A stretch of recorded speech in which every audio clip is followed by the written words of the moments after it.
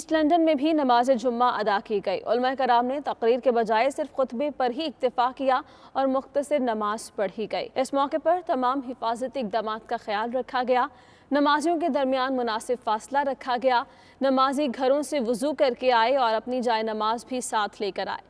علماء کرام نے بھی تقاریر کے بجائے صرف خطبہ دیا اور مختصر نماز پڑھائی۔ نمازیوں کے لیے مساجد سے باہر سینیٹائزر رکھے گئے تھے اور جوتوں کے لیے بھی شاپنگ بیگز کا اہتمام کیا گیا تھا۔ اور ناظرین، معروف قانون دان بیرسٹر امجد ملک نے 92 نیوز سے گفتگو کرتے ہوئے مادر ملت فاطمہ جناح کے یوم وفات پر انہیں خصوصی خراج عقیدت پیش کیا۔ ان کا کہنا تھا کہ مادر ملت جیسی شخصیات صدیوں میں پیدا ہوتی ہیں اور ان کا نام ہمیشہ قائم و دائم رہتا ہے۔ ان کا مزید کیا کہنا تھا، آئیے آپ کو دکھاتے ہیں۔ فاطمہ جناح نے جس طرح اپنے بھائی قائد اعظم کے ساتھ مل کر اس خطے میں پاکستان کی بنیاد رکھی، وہ قابل تحسین ہے اور قابل ستائش ہے۔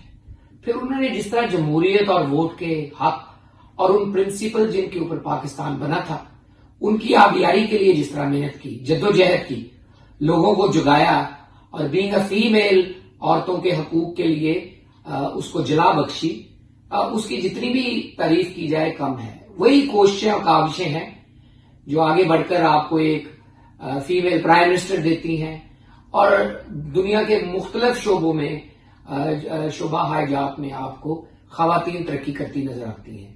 ہمیں اس پرنسپل کو یاد رکھنا چاہیے جس کے تحت پاکستان بنا۔ ہمیں اس پرنسپل کو یاد رکھنا چاہیے جس کے تحت فاطمہ جناح نے جدوجہد کی۔ ہماری دعائیں ان کے ساتھ ہیں، اللہ ان کو غریق رحمت کرے، جنت میں اعلیٰ مقام عطا فرمائے۔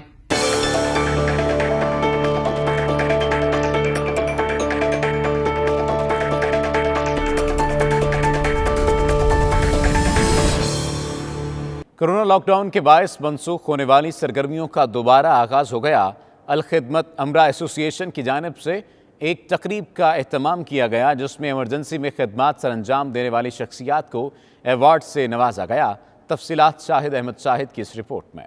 کورونا لاک ڈاؤن کے باعث دنیا کے دیگر کئی ممالک کی طرح اسپین میں بھی زندگی کی رونقیں معطل رہیں، مگر اب ایک مرتبہ پھر زندگی واپس لوٹ رہی ہے، بلکہ تقریبات اور کھیلوں کی سرگرمیوں کا بھی آغاز ہونے جا رہا ہے۔ الخدمت امرا ایسوسی ایشن نے لاک ڈاؤن کے بعد مقامی ریسٹورنٹ میں ایک بڑی تقریب سجائی جس کی صدارت چودھری عزیز امرا نے کی، جبکہ تقریب میں سیاسی، سماجی اور کاروباری شخصیات بڑی تعداد میں موجود تھیں۔ مقررین نے خطاب کرتے ہوئے امرا ایسوسی ایشن کی لاک ڈاؤن کے دوران خدمات کو سراہا اور کہا کہ ان مشکل حالات میں امرا ایسوسی ایشن کا کردار مثالی رہا۔ مقررین نے مخیر حضرات، پاکستانی قونصل خانے، ٹیکسی سیکٹر، ڈاکٹرز اور پیرامیڈک سٹاف اور پاکستانی سماجی شخصیات کے کردار کو بھی خوب سراہا، جنہوں نے مشکلات کے اس دور میں اپنا کردار خوب نبھایا۔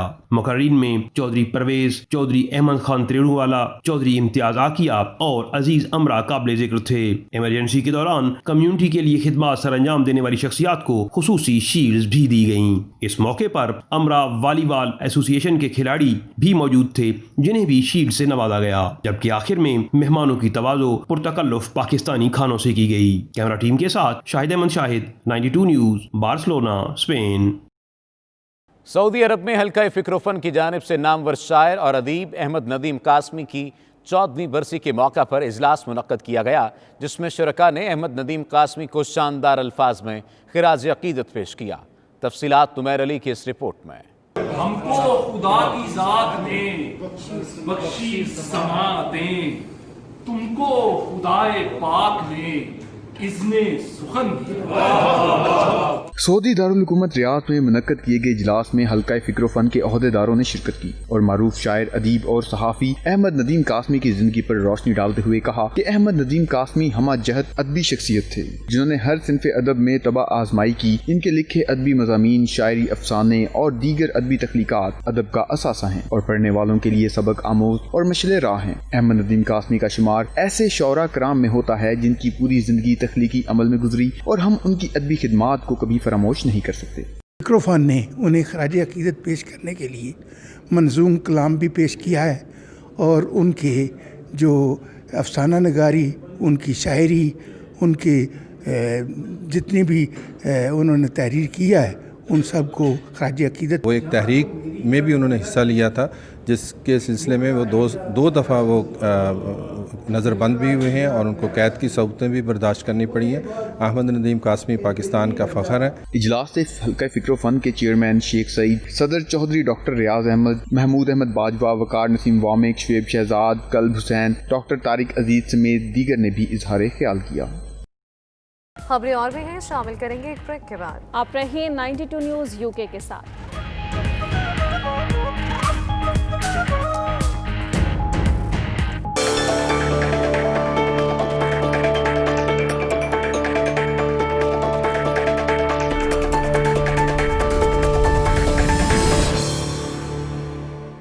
کوالالمپور کی معروف ہائپر مارکیٹ میں پھلوں کے بادشاہ پاکستانی آموں کی شاندار نمائشی تقریب کا اہتمام کیا گیا۔ نمائش کا افتتاح پاکستانی ہائی کمشنر آمنہ بلوچ نے کیا۔ تفصیلات جاوید الرحمان کی اس رپورٹ میں۔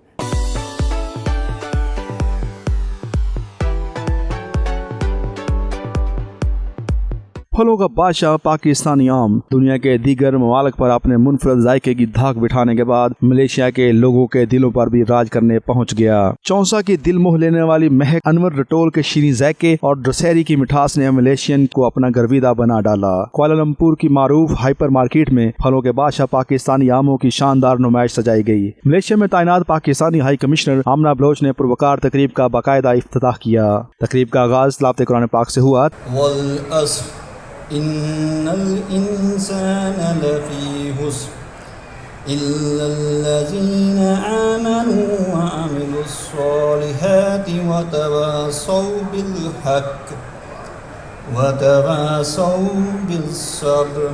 تقریب سے خطاب کرتے ہوئے ملیشیا کی معروف کاروباری شخصیت داتو سری عامر مائیدین نے کہا کہ پاکستانی آم اپنے ذائقے، خوشبو اور غذائیت کے اعتبار سے دنیا بھر میں اپنا ثانی نہیں رکھتے۔ تقریب کے میزبان ملیشیا میں Pakistani trade and investment counsellor Shafqat Niazi نے پاکستانی آموں کی اقسام اور خاصیت پر تفصیل سے روشنی ڈالی۔ اس موقع پر شرکاء کو پاکستانی آموں کی شجرکاری، افزائش، اقسام، پیوند کاری سے لے کر مقامی اور بین الاقوامی منڈیوں تک رسائی کے تمام مراحل پر مبنی دلچسپ ڈاکومنٹری فلم بھی دکھائی گئی۔ تقریب کی مہمان خصوصی پاکستانی ہائی کمشنر آمنہ بلوچ نے خطاب کرتے ہوئے کہا کہ پاکستانی آم دونوں برادر اسلامی ممالک کی دوستی کے تاریخی رشتے کو اپنی خوشبو اور مٹھاس کے ذریعے مزید مستحکم کرنے میں اپنا کردار ادا کر رہا ہے۔ اس موقع پر نائبین گروپ داتو سری عامر مائیدین اور پاکستانی ہائی کمیشن ملیشیا کے مابین دونوں ممالک کے تحائف کا تبادلہ بھی کیا گیا۔ ہائی کمشنر آمنہ بلوچ نے 92 نیوز سے خصوصی بات چیت کرتے ہوئے کہا کہ پاکستان اور ملیشیا دونوں ممالک کے مابین موجود باہمی تجارت، سیاحت، تعلیم، ٹیکنالوجی، ثقافت، سرمایہ کاری اور دیگر شعبہ جات میں باہمی تعاون سے بھرپور فائدہ اٹھاتے ہوئے معاشی ترقی میں اہم کردار ادا کر سکتے ہیں۔ I think the more important is the Malaysian market is a very big market for mangoes, simply because Malaysians like sweet things. Anything sweet they like, you know. اس موقع پر ملیشیا میں Pakistani trade and investment counsellor Shafqat Niazi, Malaysia کی معروف کاروباری شخصیت داتو سری امیر علی مائیدین، آموں کو برآمد کرنے والی شخصیت سید ہارون علی اور دیگر شرکاء نے بھی خیالات کا اظہار کیا۔ I would like to express my thanks and deep appreciation for Mydin Group for collaborating with High Commission of Pakistan for promoting Pakistani mangoes in Malaysia. As you know, Pakistan ranks 6th in the world in terms of mango production and 5th in terms of mango exporting countries in the world, having about 5% share. Pakistani mango کا یہاں launch کیا گیا ان کو، اور اس سے پاکستان کی export میں بہت زیادہ اضافہ ہوگا، اور بہت سی چیزیں پاکستان کی جو ہے نا وہ ایکسپورٹ کے لیے ملیشیا آ رہی ہیں اور انشاءاللہ آتی رہیں گی۔ اور میری آج ایک اسپیشل ریکویسٹ ہے جتنے بھی ہمارے پاکستانی ایکسپورٹر ہیں کہ وہ بہترین اور اعلیٰ کوالٹی کی پروڈکٹ جو ہے نا وہ ایکسپورٹ کیا کریں۔ During the golden period of Mughal dynasty, I mean during the period of King Jahangir and King Shah Jahan, both the king, they personally loved mangoes, and then they managed to plant them in Lahore, Delhi, Multan, and from there it spread to whole of the subcontinent. Yeah, the mango Pakistani is so sweet, fresh, colorful. The color is so, bright. Yes, the fragrance. Yeah. آج ہم نے Pakistani mangoes assembly میں try کیے اس event میں، وہ بہت اچھے تھے, بہت مزے کے تھے, بہت میٹھے تھے اور خوشبو بہت لاجواب تھی. Pakistani mangoes are very sweet and aromatic, and I'm very happy that they are available in Malaysia. I find it tastes a little bit different with the mangoes that we have in Malaysia, which is a good thing because it's sweeter and it's aromatic. It's something different than I have tasted in Malaysia.